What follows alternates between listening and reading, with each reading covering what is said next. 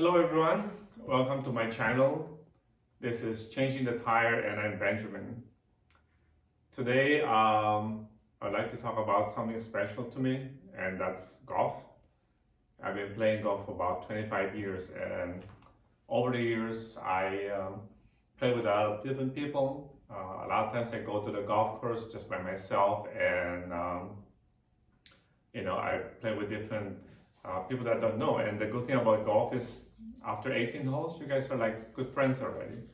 So I had a chance to watch a lot of different golfers and the way they play. We're not all the same.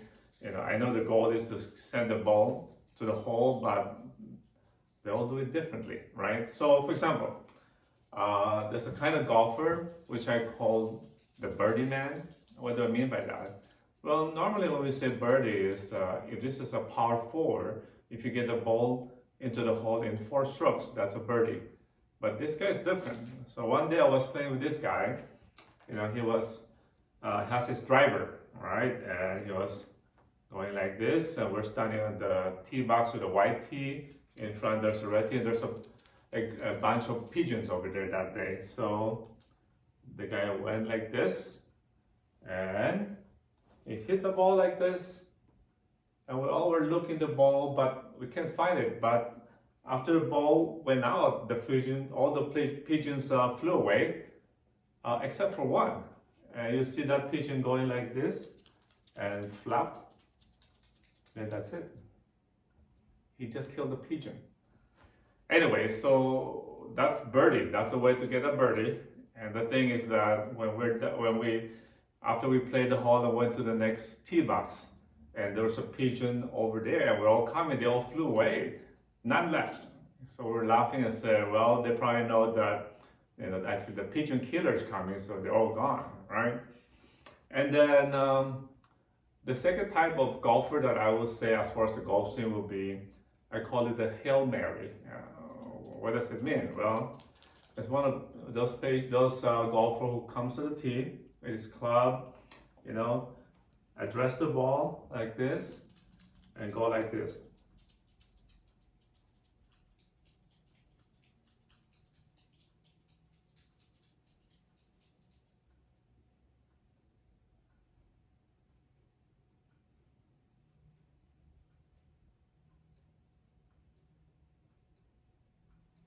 And of course, all of us standing behind him will be like, man, just hit the ball.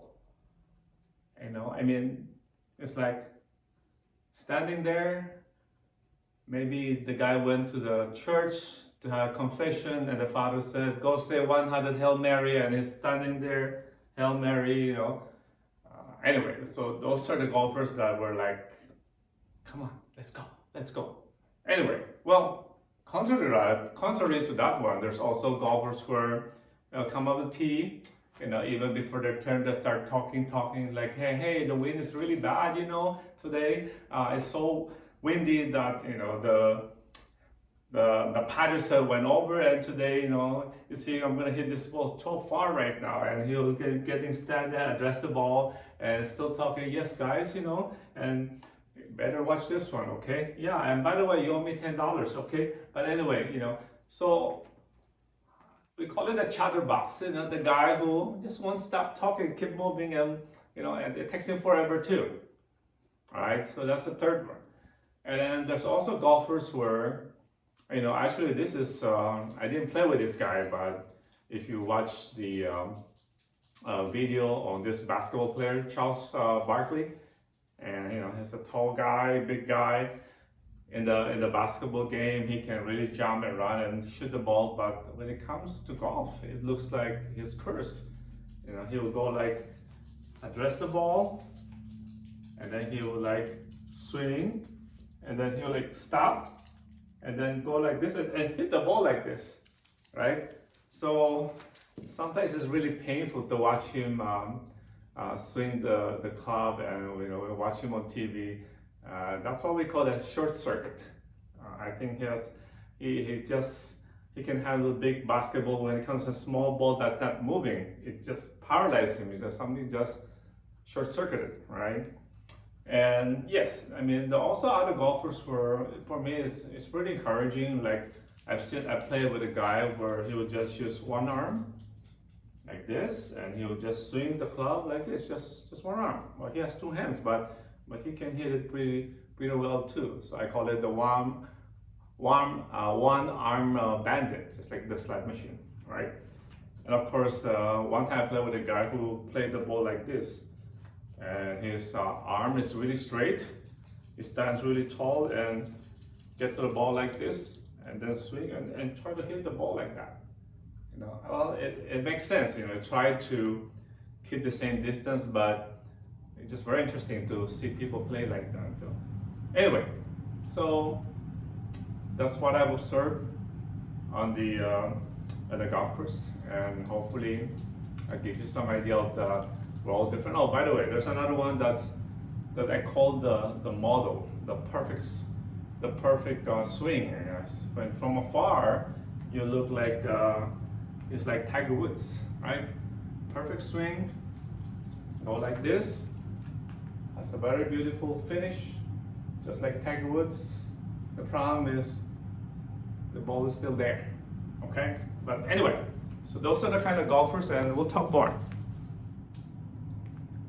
Okay, well, I was just trying to have some fun earlier by introducing you to golf, which is a very common topic in retirement, right? People retire, they move into this retirement community. Some people buy like a year membership, they play golf every day. And for some people, it's a very difficult game, which I understand. And a few years ago, actually, I cannot hit my driver. So for me, even though there's a rule, there's a way to play golf. For example, par is that if this is a par 4, you got it in 4 shots, then that's par, right? But when you want to play golf and it's not really, you're playing for your livelihood and we're going out for fun. Again, that's an acronym that I really like, is fun, F-U-N. I always remind myself that when I go out and play, it's really more for F, fresh air, U, unwind, and N is nature, right? For me who works indoors, it's always nice to be out and get some fresh air. For a retiree, instead of sitting in the house and watch TV 24/7 or all day long, it's probably nice to get out and get some fresh air. U is to unwind for me. I work in an office, so it's nice for me to forget about work and have my mind on something else, right? And N for nature. Golf courses is always greens, trees, flowers, birds. One time I was in New Mexico and I saw a hawk coming down chasing a jackrabbit. You see the nature there, right? So that's how I play golf, is to have fun. And one time I also improvised my own game, meaning, yeah, there are rules to follow, but if you're not going for a handicap, you're not doing a tournament, you're not playing for $1 million this weekend, who cares, right? It's good to have fun. You play your own game. So for example, I come up with something like double bogey or better. It's a par 4. After I hit the 6, I just pick up the ball, go to the next hole. If I had a score that's 6 or better, then that's good. I check in my scorecard. It's just like when you go to casino and play the slot machine, jack or better. So I come up with games like that, and that's another thing to think about. Is yes, there are rules for retirement. They always tell us you have to have $1 million egg nest so they can retire comfortably, but that may not be the thing. There are other ways that we can make retirement work. And going back to what we talked before about being passionate, this is what I'm passionate about, and I'll be happy to help golfers, who are beginners, and let them learn the game. Because for me, again, just like we talked about happiness last time, even though you start the ball on the tee and hit to the green, the way to learn golf is actually the other way. Start from the green, putting, chipping, pitching. Once you get good at that, you feel confident, then you slowly, get farther away from the green and go to the tee. So I think, with all the TV golf that you see, all the way people teach how to play golf, again, based on my 25 years of playing golf, that's a recipe for disaster, and that's a recipe for people quitting golf and you can go to the play it again store and get a lot of cheaper golf course, because that's what people do. They got a new set, they hate it, they just sell it. Okay. Anyway, that's it for today, and I hope you enjoy it. If you like it, please press the like button or subscribe to this one. And until we meet again, be safe, take care, and namaste. Thank you.